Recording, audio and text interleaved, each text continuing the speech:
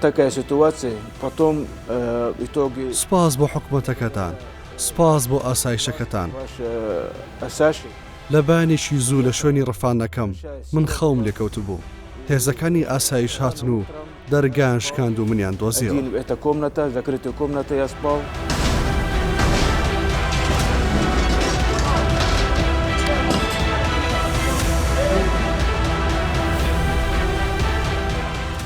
کابراایەکی ڕووسی هەیە فرانمان بردمانە حەلاقیەک لێمان دەداوای مەبلەغە پارەمان لێ کرد هێزەکانی ئاسایش و دژە تیرۆر دەستگیریان کردین. فحجز بالغرفة الأخيرة لە ژووری دواوە دەست بەسەرمان کرد داوای پارەمان لێ کرد زۆر بەتوندی لێماندا ضربوه حتى يدز الفلوس. لەسەر فەرمانی دەستگاکانی سەری خۆمان و وەزارەتی ناوەخۆوە بە تیمێکی هاوبەش لەگەڵ هێزەکانی دژەتیرۆر و هێزە ئەمنیەکانی تر توانیمان لە ئۆپەراسیۆنێکی سەرکەوتوودا کەسی بردراو بە سەلامەتی ڕزگار کراو. سزای تاوانەکە ئەگە بەسەر یا سەلماندرا و خرایە بەردەم دادگای تاوانەکان و بەڵگەی حاشا هەڵەگر هەبوو بەرەو سزادان ڕۆین حتمما سژنە ڕەنگە دادگای جینایەت بڕوە تا حکمی موعەبەد.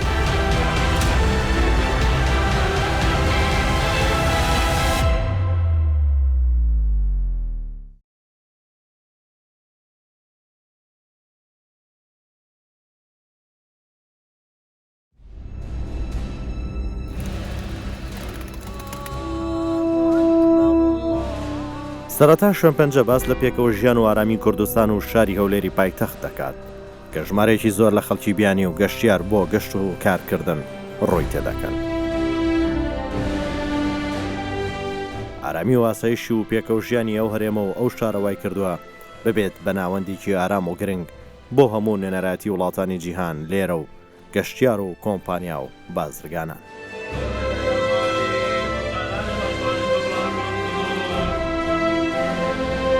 پێداگیری لەو پێکەوە ژیانە ئاشتیانەی نێوان پێکاتەنەتەوەی و ئاینەکانی ناو هەرێمی کوردستان لە کورد و تورکمان و کلدان و ئاشووری و سریانی و ئەرمەنی و عەرەب و مسلمان و ێزدی و مەسیحی و زەردەشتی دەکەینەوە و ئەو تایبەتمەندیەی هەرێم دەپارێزین و بەهێزتری دەکەین.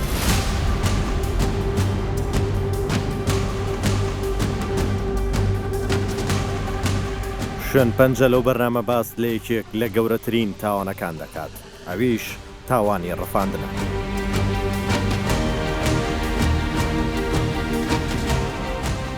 هەرێمی کوردستان بە یەکێک لە گرنگترین ناوچەکانی ڕۆژهەڵاتی ناوەڕاست و جیهان لە ڕووی بەهێزی و ئارامی و ئاسایشدا دەنرێت.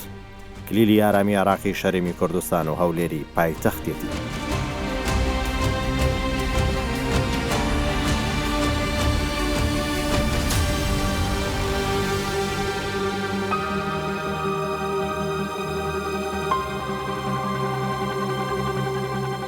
بەرنامەی شوێنپەنجە ئەم جارە باس لە یەکێک لە گەورەترین تاوانەکانی ڕەفاندن دەکات.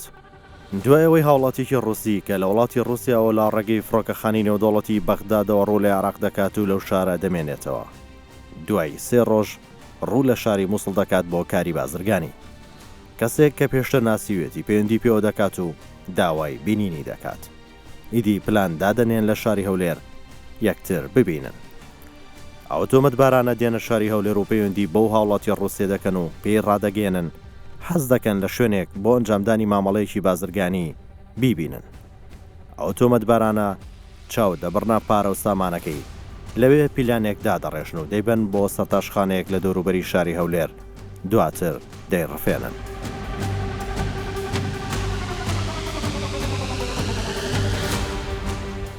سەبارەت بە ڕووداوە دەچینە بەڕێوەبەرایەتی یاسایشی هەولێر. لێرە گوتەبێژی یاسایشی هەولێر دەبینین. دوای ئەوەی بڵاوبوونەوەی دەنگۆی ڕەفاندنی هاوڵاتیەکی رووسایی لە هەولێر و داواکردنی پارە و هەڕەشەکردن لە خێزانەکەی لە وڵاتی رووسیا لەسەر فەرمانی دەستگاکانی سەری خۆمان و وەزارەتی ناوەخۆوە لایەنی پەیوەنددار هەڵساین بە لێکۆڵینەوەیەکی ورد بە تیمێکی هاوبەش لەگەڵ هێزەکانی دژەتیرۆر و هێزە ئەمنیەکانی تر لێکۆڵینەوەی ورد و بابەتیانەمان کرد لەسەر ئەم ڕووداوە.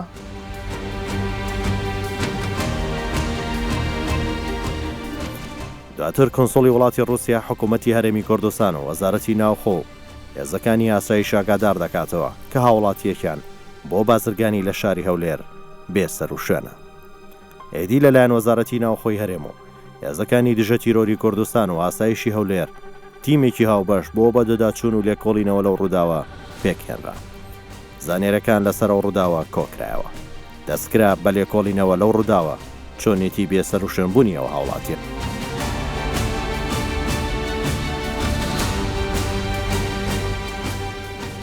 ئێدی لا شێوێکی درانگێزەکانی دژە تیرۆر و هێزێکی تایبەتی ئاسایشی هەولێر دوای وەرگرتنی زانیاری لەسەر شوێنی ڕوودا و تۆمەتباران پلانی دەستگیرکردنی تۆمەتبارەکان دادەڕێژن. ئامادەکاری دەکەن بۆ هەموو ئەگەرێک کە ڕوبەڕووی ببنەوە، چونکە زۆر جار ڕوبەڕووی هەڕەشەی تاوانبار یان تۆمەتباران دەبنەوە. شوێنەکە دیاری دەکرێت. پلانی ئۆپراسیۆنەکە و مدەهەمەی شوێنی تۆمەتبار دادەنرێت. لە شێوێکی درەنگ و نزیک بەرەبەیان لە بەرواری 12/2/2022 لە ئۆپراسیۆنێکی تایبەتی هێزەکانی دژە تیرۆری کوردستان و ئاسایشی هەولێر بەسەر تۆمەتباران و ئەو باندەدا دەدەن کە ئەو هاوڵاتی ڕووسیان لە کۆگای سەرتاشخانەیەک دەست بەسەر کردبوو. دەگەنە نزیک شوێنی تۆمەتبارەکان هەوڵ دەدەن بچنە ژوورە.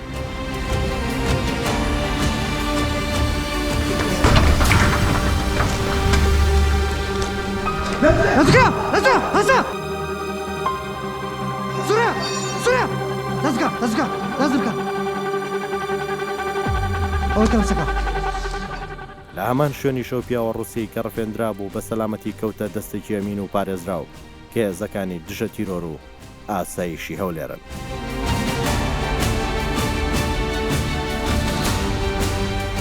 لە ماوەی 100 چرکە تۆمەتبارەکان دەستگیر دەکرێن.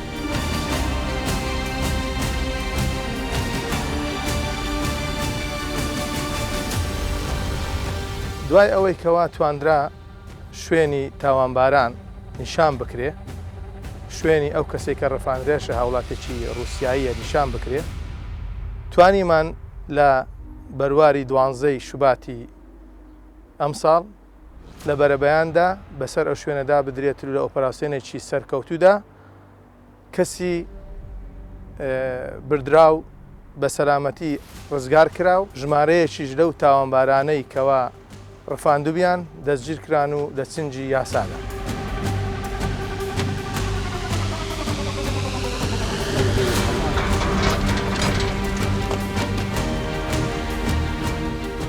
ئەو ئۆپراسیۆنە و دۆزینەوە و گەڕان بە دوای تۆمەتباران و ئازادکردنی ئەو هاوڵاتی ڕووسیا لە ماوەی کەمتر لە 2 ڕۆژ ئەنجام دەدرێت کە بۆ جێگەی سەرسوڕمانی کۆنسۆڵی وڵاتی ڕووسیا. دوای ئازادکردنی و ڕفێنرا و دەستگیرکردنی تۆمەتبارەکان لە شوێنێکی تر کەسێکی تر لەو باندە کە خۆی حەشاردا بوو دەستگیر دەکرێت.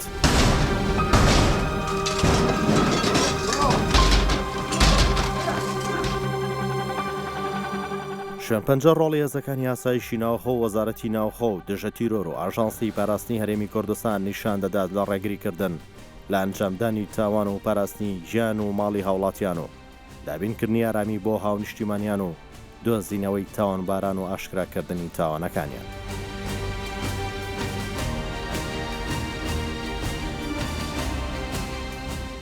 گەرتەی تۆمارکراوی و تۆمەتبارانە و ئازادکردنی و هاوڵاتی ڕووسیا بە کامێرای تایبەتی هێزەکانی دژە تیرۆر و ئاسایشی هەولێر تۆمارکراوە کە شوێن پەنجە بڵاوی کردوێتەوە.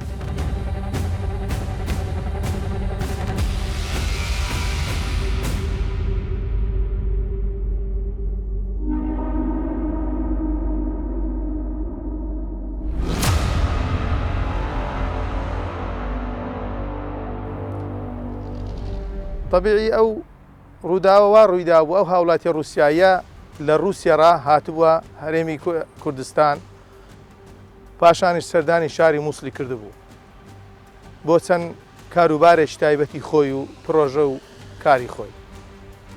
بۆ جاری دووەم کەوا لە ڕووسیاوە دێتەوە دەچێتە مووسڵ بۆ کاروبارەکانی خۆی ڕایکردن کاروباری خۆی دیارە خەڵکێکی ناسیەوە تعارفی لەگە خەڵکێک کردووە لە مووسڵ و لە هەولێر.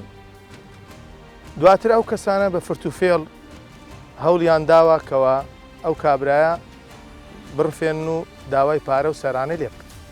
دوای ئەوەی کەوا وەکو گوتم بە تیمێکی هاوبەش توانرا بە دەوداچوون بکرێ، خۆشبەختانە توانیمان لە ماوەیەکی کورددا ئەو کەسەی کەوا ڕفێنراوە بە سەلامەتی ڕزگاری بکەین و تاوانبارانیش دەدرێنە دادگا.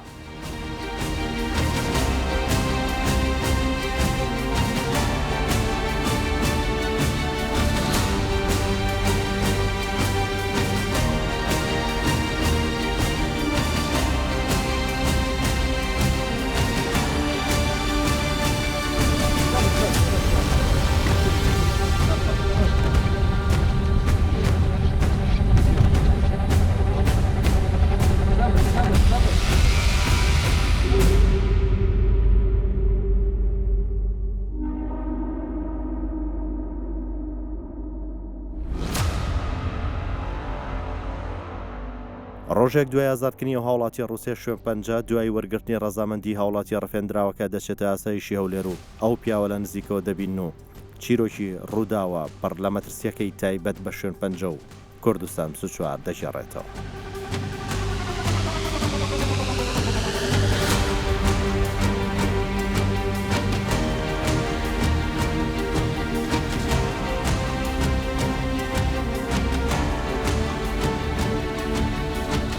ئەو هاوڵاتیە شوێنی ئەشکەنجەدان و لێدانەکانی لەلایەنە و تۆمەتبارانە نیشان دەدات و سوپاسی هێزەکانی دژەتیرۆر و ئاسایشی هەولێر دەکات کە لە ڕێگەی هێنانی پزیشک چارەسەری برین و ئازارەکانی کراوە. Меня зовут Азам Аль-Багдади, я гражданин России, родился в 1964 год. Много раз приезжал я в город Арбиль. لە ساڵی 1964 لەدایک بووم. زۆر جار هاتوومە شاری هەولێر کە زۆر ئارام و دڵگیرە. خەڵکەکەی زۆر بەڕێزن. سەرەتا ویستم لە ڕێگەی بازرگانیەوە بێمە عێراق و لەوێش بۆ بازرگانی بێمە شاری موسڵ. لە بەرواری هەشتیەکی ساڵی 2022 لە ڕێگەی فڕۆکەخانەی نێودەوڵەتی بەغدا هاتمە عێراق. Kurdistan и Россия. Я приехал через аэропорт Багдад, начало месяца, 8 числа приехал. دوای 3 ڕۆژ چووم بۆ شاری موسڵ. دواتر کەسێک پەیوەندی پێوە کردم کە پێشتر لە شاری موسڵ ناسی بووم. ویستی بۆ کاری بازرگانی بمبینێت. گوتی دێمە موسڵ و بتبینم. بۆیە بۆ کەسم وت ئەمەوێت لە شاری هەولێر بتبینم. حەز دەکەم بیتە ئەو شارە.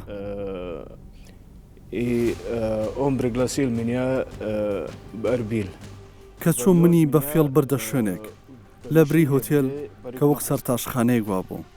منی بردە ژووری دواوە و منیان دەست بەسەر کرد و منیان ڕەفاند. Там холодно было. Я говорю, почему мы тут сидим?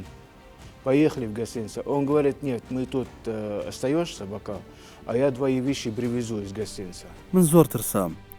ئیدی منیان ڕەفاند و دەست بەسەریان کردم. هەڕەشیان لێ کردم. داوای پارەیان کرد کە بڕی 150,000 دلار بوو. وتیان لەو شوێنە بە سەلامەتی ناچیتە دەرەوە گەر پارەکە نەدەیت.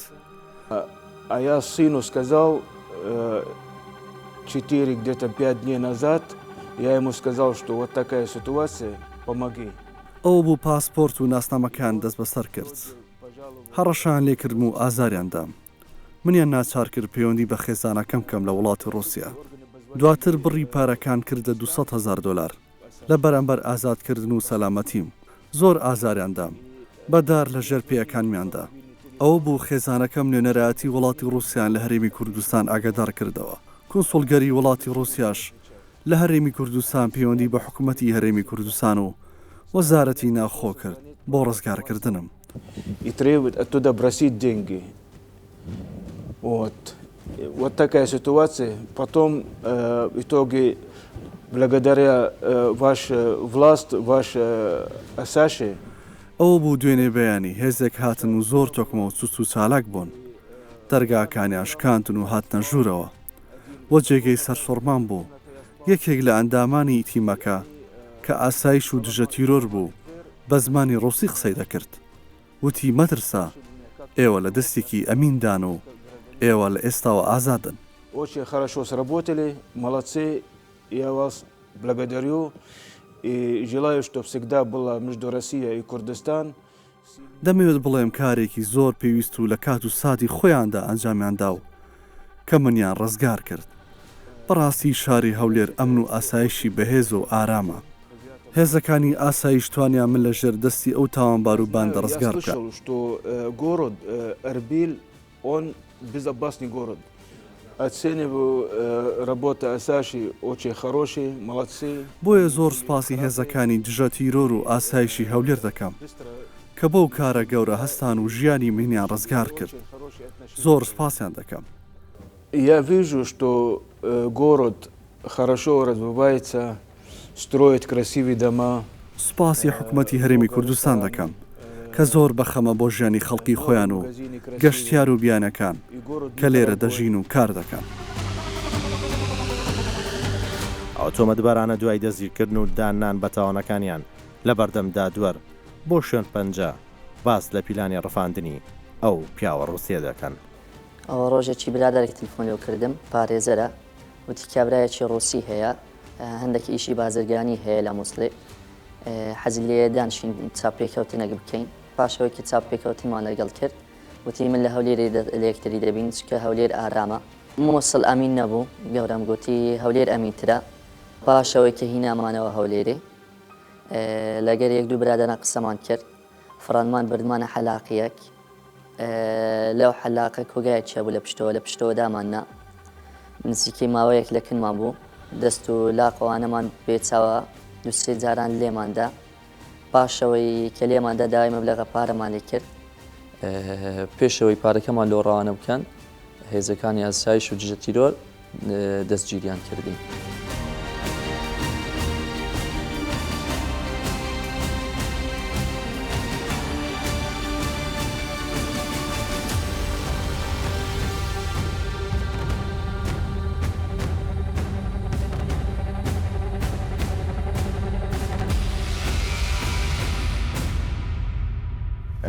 أنا صار لي تعلمت دورة بتركيا صار لي شهر من رجعت لكردستان أربيل. من ماوەیەک لە وڵاتی تورکیا بووم.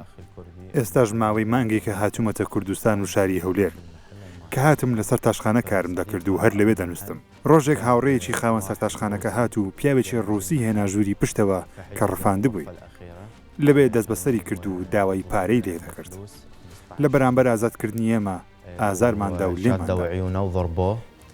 حتى يضغطون عليه حتى يدز الفلوس ولزمتنا الأسايش شوێک پێش پارەکە وەربگرین هێزەکانی یاسایش بەسەریان داداین و ئێمەیان دەستگیر کرد. صرنا تحت قبضة القانون.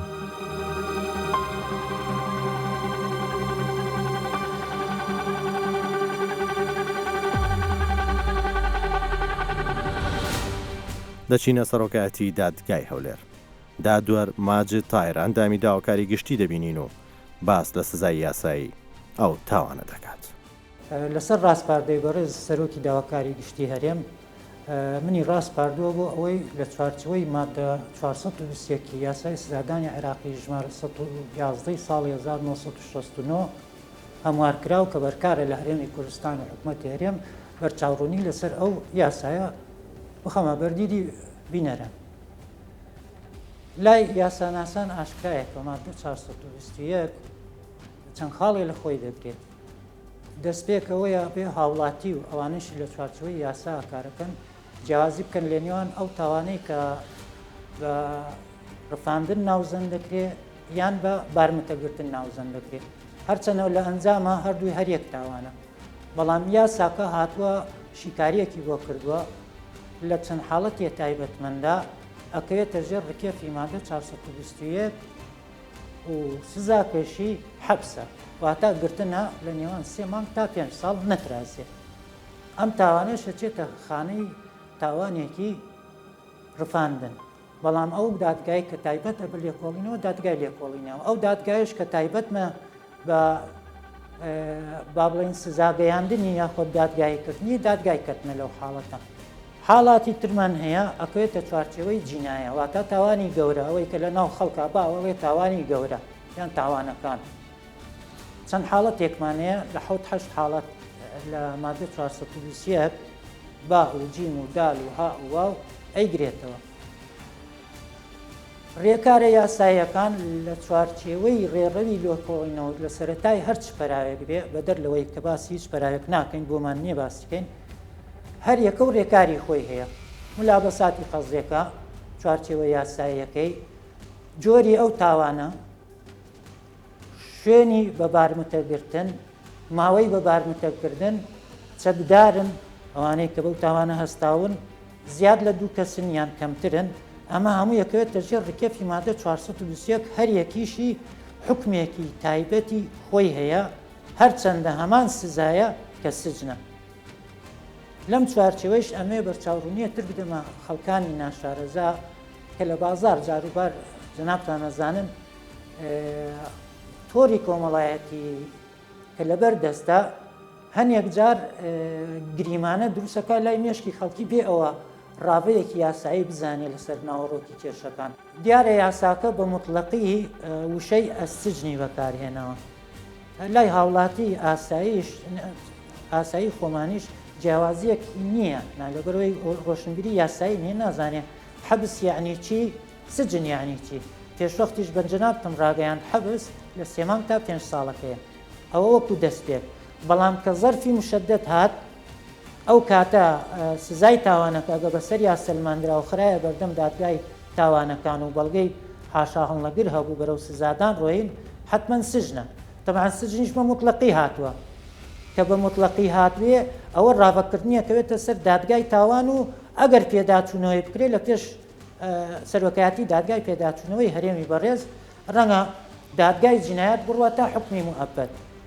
سزادانی موعەبەد لەبەرەوەی خودی وشەی سجنەکە بۆ مطلقی هاتووە هەنێشی کاریشێ ئەڵێ تا 15 ساڵە بەڵام 15 ساڵەکە بۆ خۆی سجنێکی موقەتە وەکو ڕاوەیە وەکو من وەکو بەندەیەکی ئەندامی داواکاری گشتی مادام یاساکە وتی ئەسجن معنا وایە ڕاوەکردنی چکوت لە تەطبیقاتە جیاوازی هەیە کە ڕاوەت کرد مادام یاساکە خودی خۆی مدەکەی دەستنیشان نەکردەوە کەواتە تا سجنی موعەبەد دەڕوا ئەوە ڕاو بۆ چوونی منە و هەشە داوا هەیە بۆ ئاراستەی ڕۆ هەشە بە ئاراستەی 15 ساڵ یا ظروف مخەفەف ڕۆیوە بەڵام ظروفی مخەفەف شخصیش هەیە یاساییش هەیە شخصی چییە تاوانبار یەکەم جارێکی تاوانەکە ئەنجامەدا ئایلێکی گەورەی لە شەرچانە ڕەنگە لەژێر ڕکێفی باری دارایی زۆر زەحمەت هانیداوێ لە ڕێ دەرکردوێ هاوڕەیەکی نابەجێ هێنابێتێ سەر ئەو ڕێڕەوە نایاسایە و ژیانی لێ تێکدا بێ بەرەو ئەنجامدانی تاوانەکە ڕۆژ بێ یا ئەوە تا زروفی قەزایی مخەففە ئەوە دادگا ئەیسەلمێنێ ئەوە نەلای بەندێ نەلای دادوەری لێکۆڵینەوە ئەوە لە دادگای تاوانەکان وەکو تاوان کە سزاکەی سژنە ئەوە ڕاوەکردنی و هەڵسەنگاندنی بەڵگەکان و تاوانبارکردنی و سزادانی هەتا دوا پرۆسەکە و بە سزاگەیاندنی ئەوە کوێتە ئەستۆی سەرۆکایەتی دادگای تاوانە.